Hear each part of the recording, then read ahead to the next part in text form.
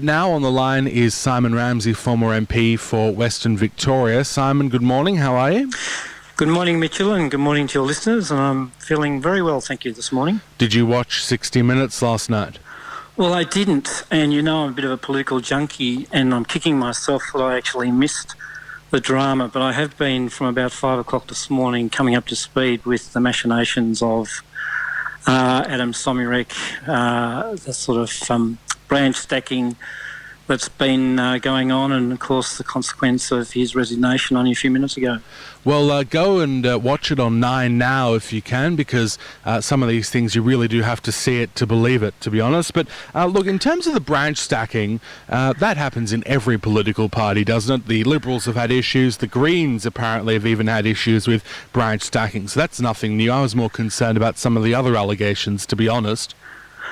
Well, that's true, and I sort of note that it appears Adem Somyurek is going to seek legal action against those that have been making those tape recordings. And I see Michael O'Brien this morning has put out, or actually last night, a press release calling on the three ministers, Scott, Carews and Somyurek, to step down, resign, and then face either an IBAC investigation or investigation by Victoria Police. There's a fair bit to play out, I suspect, over the next few days in respect to this this recent event. And it's not so recent in that, and I see Daniel Andrews is about to do a live presser in Melbourne as we speak, so it'll be interesting to see what take he puts on it. But I know I've worked with Adem Somyurek for 8 years in the upper house. And well, was he president of the Legislative Council or something like that at one point?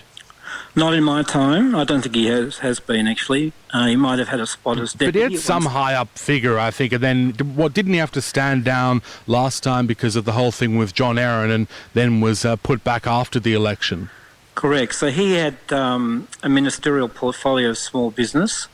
Then he had the altercation with his chief of staff. Yes. And there was some sort of insinuations made of some whether it was physical or verbal violence against that staff member, and he was stood down.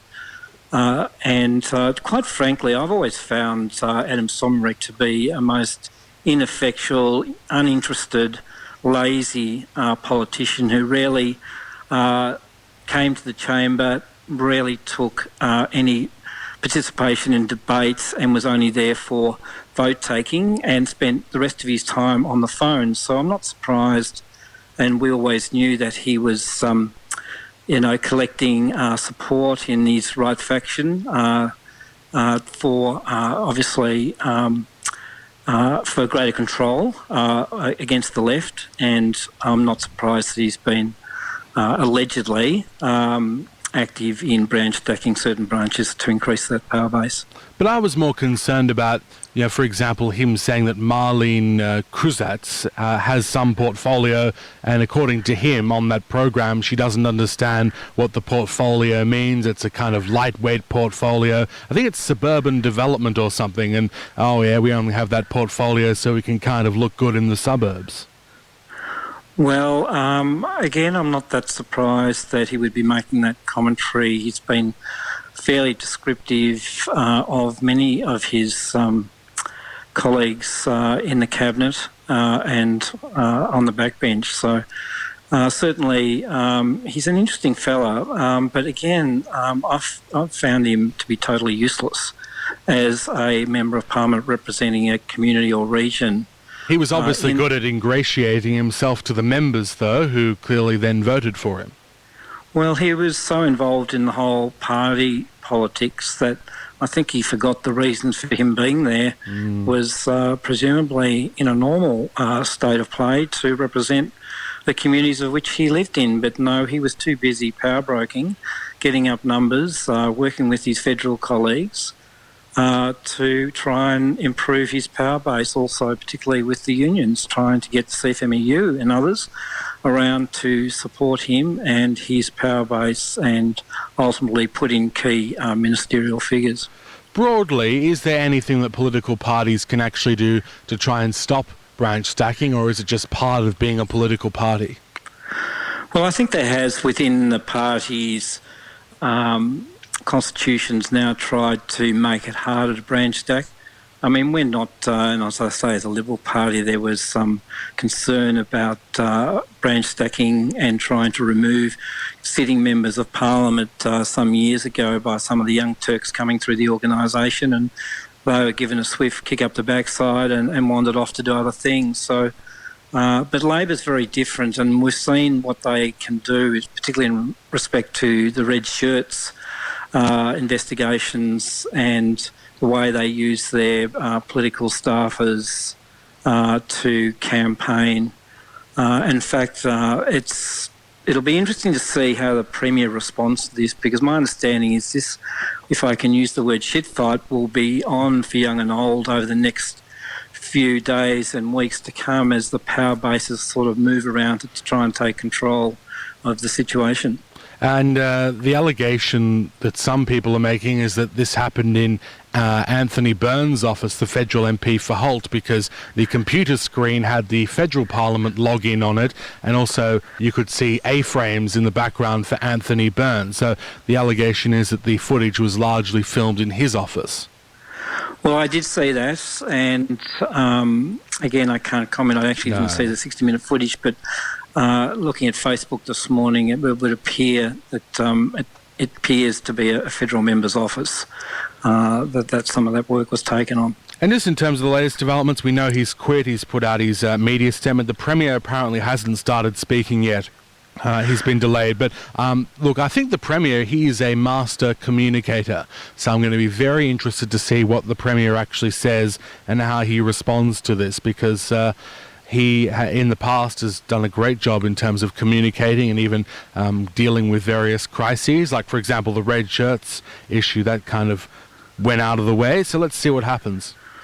Well, it will be interesting, but I understand the numbers are pretty tight from the left faction to the right faction, and I think Adem Somyurek, if nothing else, would have a vengeful streak in him to want retribution, and I expect whether his calls for a police investigation into the taping or the potential alleged unlawful taping and audio work that was done may well blow up internally, and it'll be interesting to see how it runs out.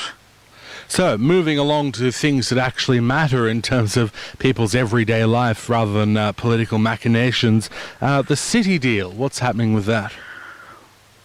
Well, I was quite interested to know exactly where we sit with a number of these key projects, and in fact, as the Adem Somyurek issue was being played out, the Prime Minister was also making some important priority infrastructure project announcements this morning, and I wasn't able to grab them all to see how many would affect the Geelong area. I know there was some talk about fast-tracking the Inland Rail project, but there's some others, obviously, that we're still awaiting on for sign-off and construction. And if I can just remind your listeners, the rail duplication between Warm Ponds and South Geelong has been seen as critical to improve and increase services into regional Victoria. Now, my understanding is the federal funding for that is still sitting in the 2023-24 years, and the Victorian government is still doing the design work in respect to the additional station at Marshall and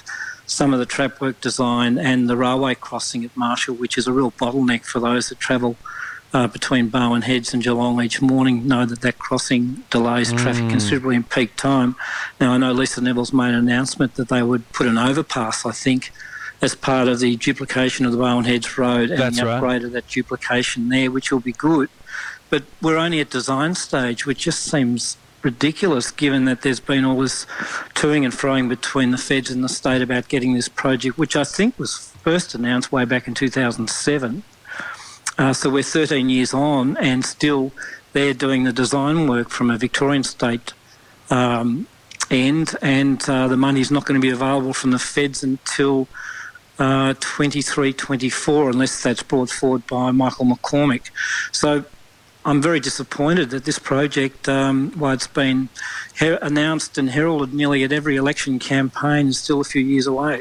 Yeah, that's exactly right. And the duplication of the Bowen Heads Road is another one where I don't believe there's been any work that's actually started on that.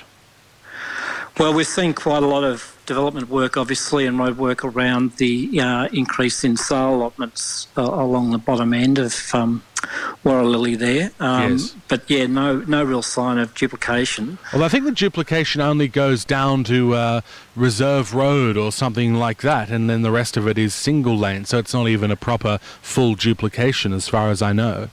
Well, that's true, and that won't work. We need full duplication to lower Mount Dunedin roundabout, Yes. at the very least, to move that congestion away. So there's a lot of work to be done, and a special one of mine, Mitchell Wood, I've talked to you about on many occasions, was the convention centre that also got a lot of hype through the election campaigns and a lot of toing and froing between the candidates as they lead up to the election. But my understanding is there's little movement at the station in respect to that project because Deakin University won't release the land that's designated for the convention centre until they build their multi-storey car park in Broome Street. So until that's done, there will be nothing done on the construction site or the proposed construction site of the car park near the student accommodation. So that's another project that is just withering on the vine until such time as Deakin University are able to construct their car park to move car park availability away from the designated convention centre. So I don't think we'll see that for a few years. And of course then we have the ongoing battle of the Green Spine and the development of that away from the shopping centre at Mallop Street and trying to get a connection from the railway station to the Botanical Gardens. So my understanding there's still some argument about the transport plan in respect to what to do with the buses and the interchange and other things. So I don't know, there seems to be a lot of projects here where in the the pipeline. to fast track, but we're just not getting any traction. Yeah, it's a good point. On the flip side, it does seem that the Drysdale bypass, if you go and have a look at that, that must be almost ready to open in terms of they've built a lot of the infrastructure and signage, so at least that is one project that they're getting on with. That's true. I was down there the other day actually and had a bit of a look, and that does seem to be progressing. And obviously we'd probably like to see some more work done on the Bellarine Link Road, which will move traffic quicker from the Geelong Ring Road across to the Bellarine and into... Has planning even started for that yet? Well, there's been talk, but again, I'd hate to think we're talking about another decade about just doing the design work, because it would be good to see once one project is finished, we can get a greater appreciation how we can link some of that transport corridor away from the congested areas and make sort of faster, safer travel between sort of Melbourne and Geelong and across the Bellarine. Of course, that helps with the increase in tourism. Now, the council swimming pool issue, this is actually two councils that are now talking about swimming pools. The City of Greater Geelong talking about one near Drysdale, and Surf Coast Shire, I believe, has put out their, is it third feasibility study for a Torquay pool? That's correct in that my understanding, well, the design works haven't, as far as I know, haven't been finished or finalised for the Bellarine site, or the what is it going to be a sport complex and who the use is going to be and how big it's going to be. But I note, given COVID-19, of course, all the pools have been closed around the City of Greater Geelong now. They're opening them up to 20, which come in sort of 45-minute rotations. And the cost of operating those pools has become enormous in that they have to heat and manage those pools for 20-odd people per day in a rotation. And the costs have gone up considerably. So I understand there's a little bit of cold feet going on about not only the sort of capital cost of these pools, but the management costs of the pools, in fact, if they are ever constructed. So it's your management cost. We've said this a lot, haven't we? The management cost is what really gets you. You can spend the money to build the thing, but then it's actually got to turn a profit. Yes, that's right. And us as ratepayers are a little bit reluctant in spending millions and millions of dollars on management costs of non-profit facilities. I know the pools are welcomed by all, but of course the cost of running them paid for by taxpayers in the main, is something that will come under a fair bit of scrutiny, I think, when the final designs are completed. It's interesting you talk about the cost of running it for 20 people when there's no one using the pool, when it was closed during COVID. I'm assuming they could turn the heating off, but maybe they'd still have to run all the filters and things. I don't know. That's true, and I think they had a skeleton staff too. Obviously, there was the cleaning and maintenance that has to continue with that machinery of running those pools. They're quite expensive and laborious. Sorry, go ahead.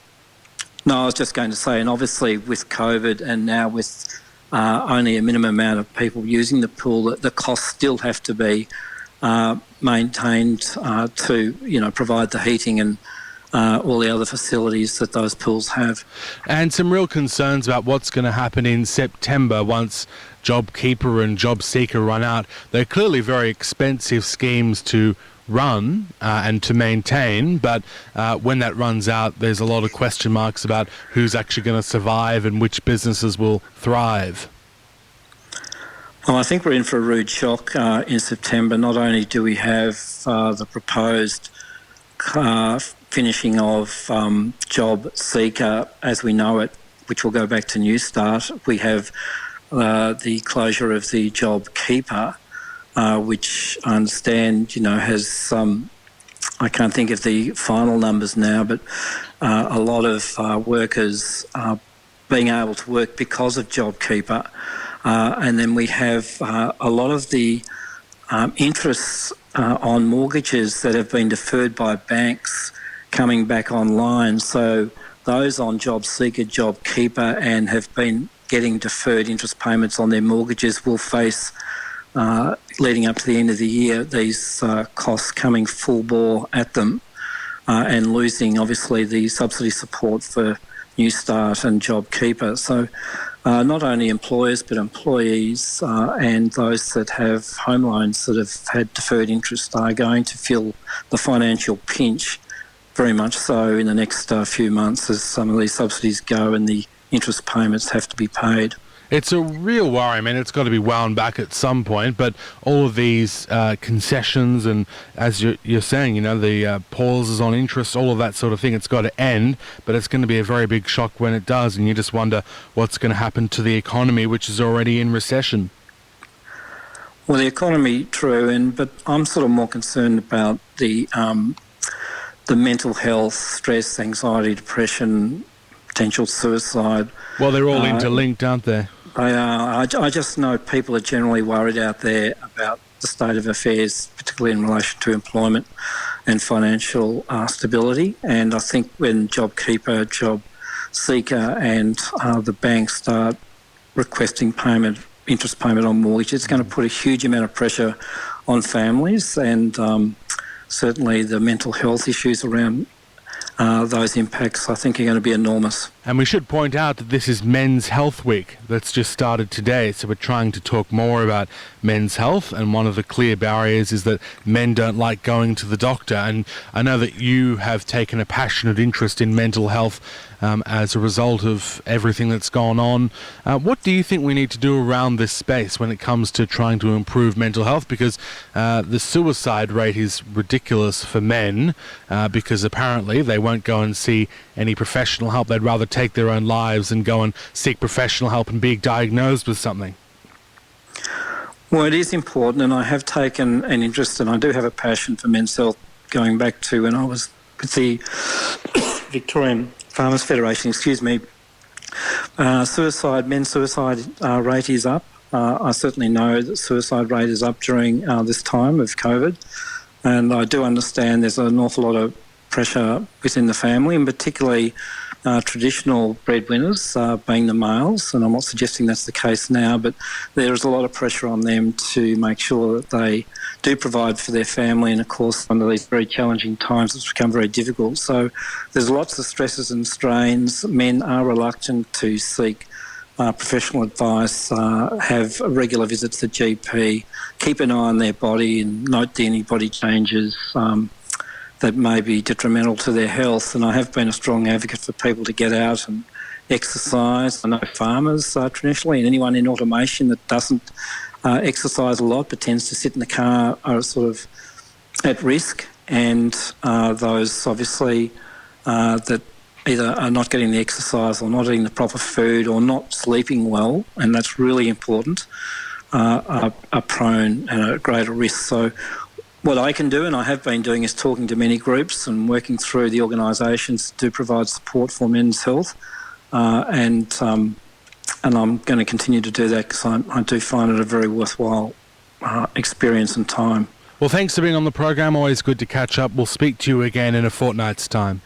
Yeah, thanks very much, Mitchell. Thank you. Simon Ramsay there, former MP for Western Victoria.